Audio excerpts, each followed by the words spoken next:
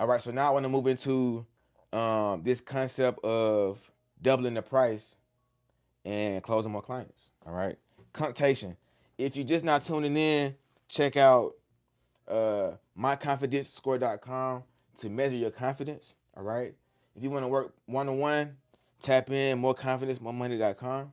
I'm a sales coach. I help business owners, service providers raise their prices and close a client in 20 days or less. Truly. All right, bet. So, matter of fact, I'm going to take a detour. I want to talk briefly about identity and belief. So I don't forget identity, belief, and then what else I was talking about? Oh yeah, raising prices. Actually, close more clients. I'm actually gonna knock out all this at once. Okay, so let's start here. We good, cool. Let's start here.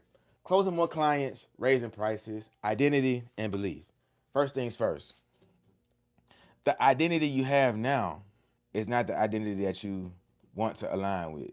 All these things tie in, just flow with me. Okay, so if you are a service provider, business owner, etc., let's say you have a product for $200, or if you gamed up, you'll sell like a 197. Okay. Matter of fact, I did a live last night at TikTok, and her favorite number is 21, but she got a product for I think she said 197, 1970. Boom. Matter of fact, it might have been 197.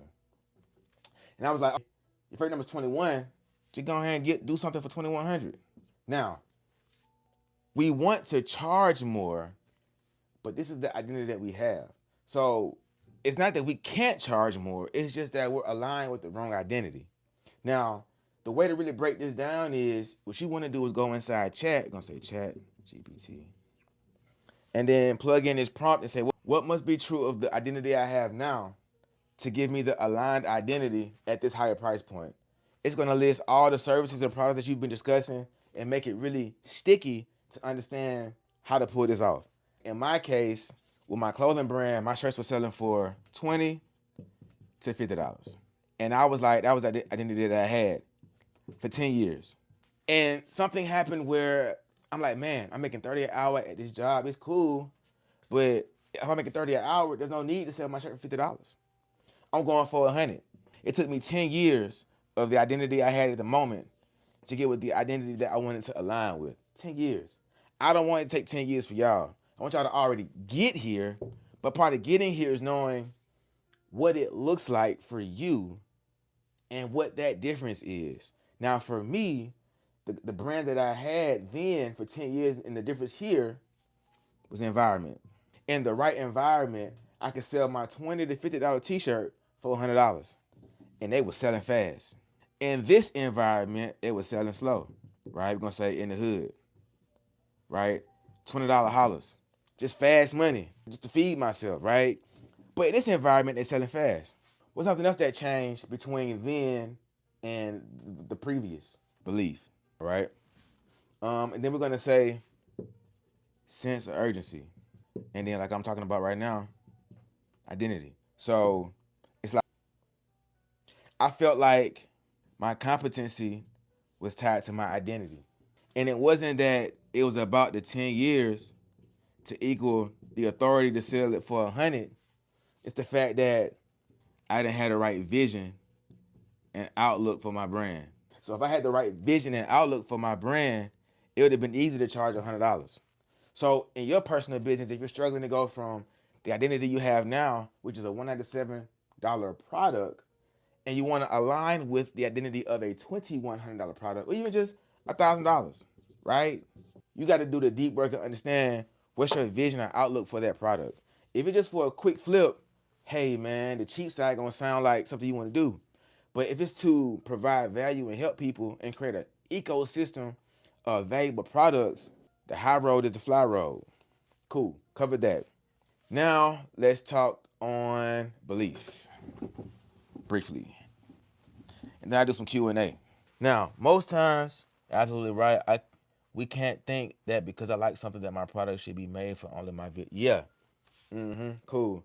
Now, with belief, what's dope is this. Self-confidence is defined as The belief in one's ability to do a thing. The belief in one's ability to do a thing. So when it comes to raising prices, closing my clients, the first stop on the journey is to find out what you believe. Do you believe that you can charge more? If so, it should be easy to charge more. Cool. So let's go a step further. Belief. Okay, yeah. Same scenario, 197 versus, let's just say even 1,000, which I believe is a 5x from 200. Yeah, boom, just a little baby 5x. We ain't gotta go big on big. What's some of the beliefs? More affordable. I spelled that word wrong. We're gonna say serious buyers, serious clients. All right, more affordable. We're gonna say what are some other things? Serious clients, more affordable. We're gonna say less clients, maybe more clients. Some of the beliefs, right? Easy, too hard. Pause. Right? Watch this. Over deliver, provide transformation. Tough sell, narrow focus. And then the last one, curious and then serious. So what we tell ourselves is, okay, last one. They won't buy. They won't buy. They want to say educate, cost of inaction. And this might even be 3, 6. Okay. So cool. This is a rough sketch off the top of the head. Belief with lower products versus higher products, right? The first thing we think of for 197 is it's more affordable, right? I get more clients with this. It's easy. And I'm over deliver too. You feel me? But if that's not true, it might be a tough sell for the 197 given the economy. And most times people are curious. And then some of the hesitation, lack of hesitation means they will buy when it's 197. And all that's cool. It's the same thing I went through when my trades were $20 to $50, right? Folks were buying them. I was making good money. I was surviving. I wasn't thriving. And then here's the question. Here's the question for the night. What would the $1 million you do? A fun prompt for chat. What would the $1 million me do? 197, 1,000. Let's say you got 3 clients for 197. If you're over delivering, I'm already knowing you're already giving them $1,000 worth of work for 197 already. Might as well just come on to this side. So now we talked about the lower belief, right? For 197. Let's talk about some things that come to mind when it's $1,000 for this product or service. You get more serious clients. You may potentially get less clients, but they're more quality clients, right? Some may feel this deliverable, let's not say too hard, let's say too difficult. This is a belief, right? But also at a higher price point, you can definitely provide transformation because the transformation should match the value should match the transformation. Cool. Narrow focus.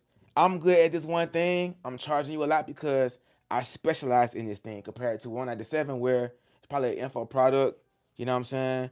Something you can find on YouTube or whatever, or deliverable. It's easy to me but hard to you.